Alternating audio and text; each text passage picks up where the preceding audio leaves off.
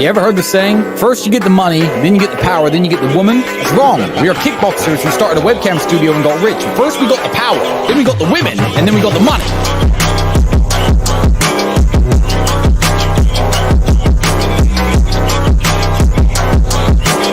Mr. Producer, he makes the best shows. Mr. Producer, he's got all them hoes. Mr. Producer, he's gonna bring the feeling. Mr. Producer, to the emergency meeting. You know what fucking let me down? I swear to God, someone sent me a clip of Logan talking about his brother Jake. I want to be the light heavyweight champion of the world, and I will become the light heavyweight champion of the world. I think that's crazy. You being the world champ in boxing is really hard for me to wrap my head around. I've seen that clip. I remember you being a very average kickboxer, telling me you were going to be the world champion. And what did I say? Well, you are going to be the world champion. You are going to be the world champion. And did you become the world champion? So did. You know, what kind of brothers killing each other that way? And that's a dig to Logan, not Jake. If you want to run a business and you want people to spend money with you, one of the best things you can do is go to the gym. Get in fucking physical shape and people will see, okay, well, he's obviously not afraid of hard work. He's obviously disciplined. There's some things that are spoken without being spoken. And having a physical presence is one of them. It helps in business every possible way. If I lost a chess game, for example, there was a chess tournament, it was 7 hours drive, we drove 7 hours, we stayed up all night, I stayed up with him, I played chess in the morning, I lost, I only had 2 hours sleep. And when I lost, I said, oh, because I was tired. And my dad made a very big point of saying, look, it doesn't matter if you were tired. Your excuse has fucking nothing to do with the win or the loss next to your name. You've lost now. No one's gonna say he lost but he was tired. They're gonna say you lost. And this is the truth about excuses in general. Any excuse you can fabricate, nobody cares. The universe doesn't care. Did you win or did you lose? Life is binary. Did you survive or not? Every single man watching this knows that women want fighters, but 99% of the men watching this will not go fight because they are afraid. They are pussies, all of them. And women can smell that. If you want to have a woman who truly respects you, you need to put yourself through war in some form. This is why men are so obsessed with money, because it's a degree of conquest. This is why men will work so hard to be a CEO, because then he gets to feel like he's conquering something. So that's the second best thing, I guess, is to get rich. I mean, it's not a bad thing to be rich, certainly not. I get so many people message me saying, Tate, how did you make money? And I tell them how to make money, and they just stop replying because they don't like the answer. I say, how many friends do you have? They say, well, I've got a lot of friends. I said, okay, when you meet with your friends, what do you talk about? I said, oh, we talk about whatever's going on at the moment, or we talk about football, we talk about whatever else. I say, fuck that off. Anyone who doesn't talk about money, don't talk to.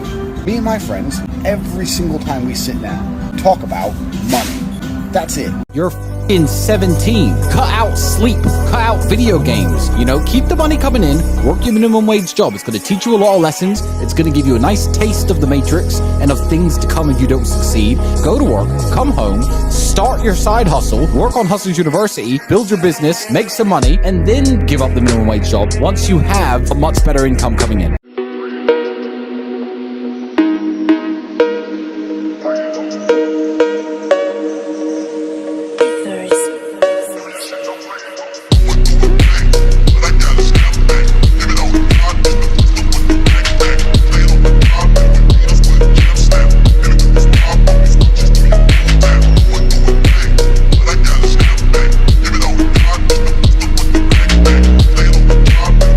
Watching this and you want to change your life, you're a full-grown man, it's your fucking life, go fucking do it.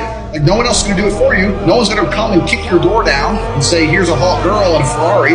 No one's going to do that. So you go get it yourself. So get up and get it or don't have it. Andrew Tate changed my mindset for the better. Andrew Tate really changed my life, bro. They're trying to be the top G, maybe the African top G. Andrew Tate and Tristan Tate changed my life. Andrew Tate has had a very big impact on me. He's made me want to become a better man. Andrew Tate made me mentally stronger. Andrew Tate, I think he changed my life. Andrew Tate has personally saved my life. I was watching a podcast from Andrew Tate, and that's when my eyes opened. Andrew, thank you so much, bro. Number one goal I have is for all of my fans to live fantastic lives. I want you to be strong. I want you to have a woman who loves you. I want you to be happy. I want you to live a fantastic life. I want you to be rich. And I want you to say, I'm a Tate fan. I listen to Tate. This is how I got here. If you listen to the other people on the internet, they're not going to give you those things. I want my fans to be winning, so you have a choice. You can either be a Tate fan and be winning, or you can be a fan of the Matrix and be depressed and sad because of videos. Number one thing people don't have control of in their lives is their mind. But what's funny about that is, the only thing in life you can truly control is your mind. You can't control other people, you can't control the weather, you can't even control your health. Your heart might stop beating. You don't make it beat. It just goes. So it's going to turn off one day. The only thing you can control in your life is what you think in your mind. Emotional control is absolutely and utterly important as a man. Now, I'm not saying become a stoic dork, have no personality, be a boring fuck. I'm not saying that. I'm saying that you need to understand as a man, there are certain principles under which you act, regardless of how you feel. I can wake up in a terrible mood. I will complete the same tasks as if I woke up in a fantastic mood. I'll do the same things because how I feel has no bearing on the things I'm going to do in my day because I have duty to myself and to my bloodline. Being a man is about not feeling things. It's about acting the way you're supposed to act regardless of how you feel. If you work hard, you can feel better. You're depressed now, but if you go to the gym and you work out and you train, you get a good body, you start getting social, you get some friends, go to some social clubs, start to meet people, start to do things, you will feel better. That is far more healthy than talking about it's a disease we can't fix, take these pills. The gym has been proven to fix more depression than antidepressants. This has been proven. This is statistical. Here's the truth. If you don't wake up, look in the mirror and think I'm the greatest man on earth, then you need to join the Lord. Because that's my end goal of it. I wake up and I look at myself and go, you know what? I've done the best I could have possibly done. When people say things like money doesn't buy happiness, I would say yes, it actually does if you know what to buy. Lamborghinis are cool, Bugattis are cool, but you know, calling your mother and say, hey mom, what, you're working that shitty job in that kitchen, washing those dishes, you know what, you never have to work again. That's happiness. And no amount of being broke with good feelings, goodwill, or prayer is going to make that happen. It takes money to make that happen.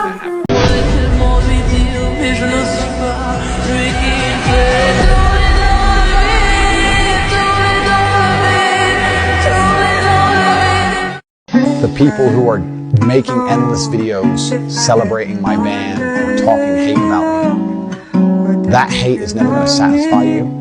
You need to learn to let go and live with a heart filled with love. You need to be content with yourself, because if you're obsessed with trying to hate on another person, the poison's inside of you, it's not inside of me. It doesn't affect me as much as it affects you.